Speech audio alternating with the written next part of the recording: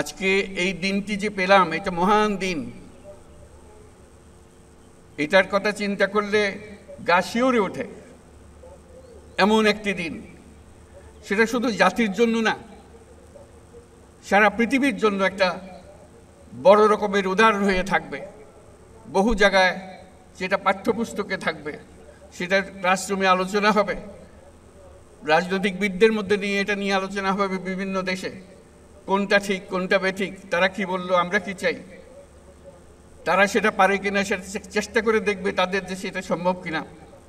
যেই উদাহরণ আমাদের দেশের রাজনৈতিকবৃন্দ সৃষ্টি করেছেন, সেটা দেশের জন্য তো বটেই, সারা পৃথিবীর জন্য উদাহরণ হয়ে থাকবে। আমি তাদেরকে আবারও মোবারকবাদ জানাই এই কাজটি করার জন্য, দেশকে অনেক উচ্চে নিয়ে যাওয়ার জন্য। বহু উচ্চে নিয়ে গেছেন তারা। এই যে আমরা এটা পারলাম, একটা কমিশন বসিয়ে একমত করার চেষ্টা করা, এই যে কমিশন বসানো হলো, এই সুযোগ যারা দিল, যার কারণে হলো, তাদের কথা আমরা একবার স্মরণ করি।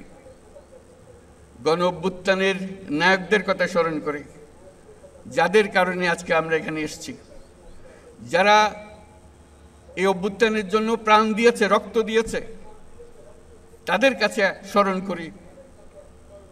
যারা আহত হয়েছে, বীর যোদ্ধা যারা আহত হয়েছে, বেঁচে আছেন, কষ্টে আছেন, তাদের কথা স্মরণ করি, তাদের কাছে আমাদের শ্রদ্ধা জ্ঞাপন করি, আমাদের কৃতজ্ঞতা প্রকাশ করি। তাদের জন্যই আজকে আমাদের এই দিনটি করা সম্ভব হয়েছে। তাদের কাছে আমরা সারা জাতি চিরকৃতজ্ঞ থাকবে।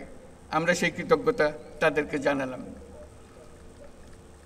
আমরা আজকে যে কাজটা করলাম, এখানে স্বাক্ষর করলাম সবাই মিলে, সেটা দিয়ে আমার বাংলাদেশ পরিবর্তন হবে। এই পরিবর্তন সম্ভব হলো ওই গণ অভ্যুত্থানের কারণে, ছাত্র জনতার অভ্যুত্থানের কারণে।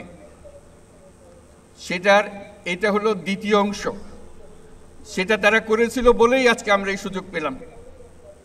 আমরা পুরনো কথাবার্তা সব পাল্টে ফেলে নতুন কথাগুলো আমাদের জীবনে নিয়ে আসলাম, আমাদের জাতীয় জীবনে নিয়ে আসলাম, আমাদের সংবিধানের পরিবর্তনের মধ্যে নিয়ে আসলাম, আমাদের অন্যান্য বিষয়ে